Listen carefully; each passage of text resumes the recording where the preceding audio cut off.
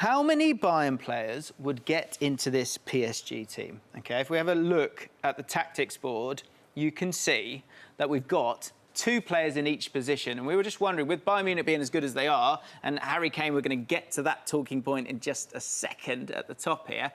But if we work our way through, how are we feeling about this 11? Because I think everyone's purring about PSG. Of course, they're champions of Europe, but they're going to be taking Bayern Munich on next. And this is a Bayern Munich team that is pretty stacked, although we struggled to get too many in there. Let's start with one of the sort of slightly heated debate. Neuer or Donnarumma? Is anyone putting forward Neuer in this one? A year ago, I actually might have, but I think the last 12 months of Donnarumma mixed with, Neuer has been a little bit more injury-prone, and I think he isn't at the absolute apex he was in 2014, for example. I think Donnarumma's earned that spot, man. Yeah, I think some of his big game moments in this last 12 months. OK, so Donnarumma makes it in. We then found it quite easy. Lima, as good as he's been in this competition, is not going to make it in. Hakimi's got to be in there. Tar also. It's bye-bye, I'm afraid. Pacho makes it through. And Mendes against Davies. Any chance for Davies? No. No? Not just now. Mendes is on another level. Yeah, you both have said he's best left-back in the world right now. So this back four is pretty interesting. Now, Marquinhos and Upamecano. What are we saying? Niamh? I prefer Marquinhos on the ball, but I do like Upamecano. I disagree. I prefer Marquinhos. I think Marquinhos, some of his diagonal balls have been brilliant. I think Upamecano on the ball is a different level. The line-splitting passes. I think he is well. so vital, not only to just PSG, Bayern's building, but also France. I think there's a reason why Deschamps is... I find him so underrated. I think a few high-caliber mistakes have really kind of killed his reputation. But when you watch him consistently, I think he's really, really good. I'm not sure. I just think sometimes he does get, when he's under pressure... I'm not sure. Jules, Marquinhos as well. You get the deciding vote. Upamecano. Wow. France versus very own. PSG. OK, this is tough. Vitinha against Kimmich. I feel like there's a bit of, experiences kind of missing out here on Marquinhos, because the bulk of you guys are saying Vitinha for this one. I go Vitinha. I just think, again, he reached a level that... I mean, Kimmich has been really good, and Kimmich can play as right back. He's a different style of midfielders than Vitinha, but Vitinha can... Kimmich has got a longer, period at the top and being absolutely fantastic for a team. Vitinha, has he hit a higher ceiling? Is that why we're going with Vitinha? In midfield, I think perhaps. I think obviously at right back, Kimmich has hit crazy levels, but I think in midfield, I think Vitinha this season really hit a level where you're talking about maybe best midfielder in the world. And I think while Kimmich has maybe a wider range of passing, he loves that little clip over the top. I just think Vitinha has been metronomic for PSG. I've already got rid of him. Even you are convinced. Even you will convince you.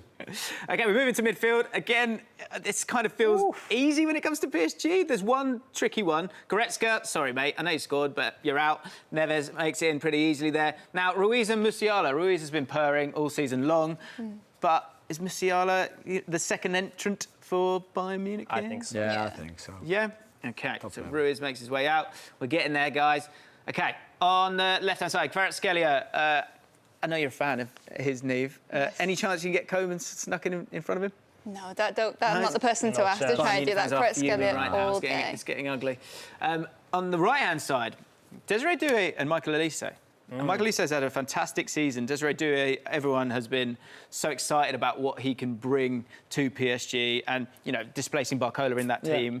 Can you make a case for Desiré Doué? Yeah, if you're Didier Deschamps, the French head coach, you can play them both together. In our team, there's only room for one, and that has to be Michael Olise, really. Right now, Desiré hasn't reached that level of consistency purely. Look at this tournament.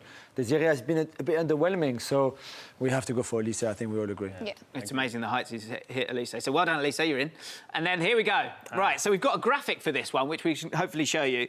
Kane versus Dembele, because a lot of people kind of want to put forward Dembele. I think there's a lot of recency bias knocking about here. But look at these numbers. Both have played exactly 50 games this season. 33 goals for Dembele, 41 goals for Harry Kane, 13 assists for Dembele, 12 assists for Harry Kane. I'm saying Harry Kane should be in this team, OK? It's all good and well having a bit of pace, but maybe Dembele's got a touch more stuff, about him than that. Do you know what? But Harry Kane surely is undeniable. People want to turn on Harry Kane. Look at those numbers. Yeah. I think you're asking an impossible question, though, here, because you've got two totally different players. I would very much struggle to see them doing what they each do in their respective teams and the way they're relied upon and how they offer their services. So I really do think it's just so difficult. Has anyone got a strong view on it? Maybe it's because I'm English, but I'm going for Kane. Pressing, like I think Dembele is a pressing machine. That Kane maybe was a few years ago under Pochettino, but not anymore now. And just for that, Would you think it's pressing doesn't pay the bills? Who paid more bills this year, Dembele or Kane? My devil's advocate to that is probably you. Do you think then you're more likely to find someone that can do Dembele's pressing than Not how in many that people position. the natural No. goal scorer in the but game? he does both. I feel like you could maybe teach someone. Dembele's unbelievable at it, don't get me wrong. I'm not taking away.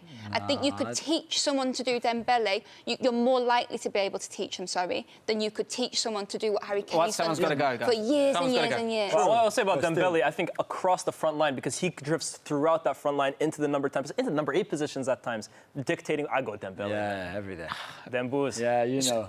Ballon I'm d'Or. the host of the show, so Kane, you go. Come on, Neve, you're with me. You were Kane, weren't you? If the show Is it 2-2? She's not sure. Hang on, where you going? She's not. I'm just on the fence. This is what I'm all On the about. fence. Oh, come on, Neve. Neve, So that's give me, two. say Kane, so it's 2-2, so I get to win. No, Please. don't let him. No, I'm on the fence. There I'm you so go. sorry. Bring back I'm so Dembele. happy. Come on, He's in there come on, somewhere. He's in come there on. somewhere. The French always win. Cut before then.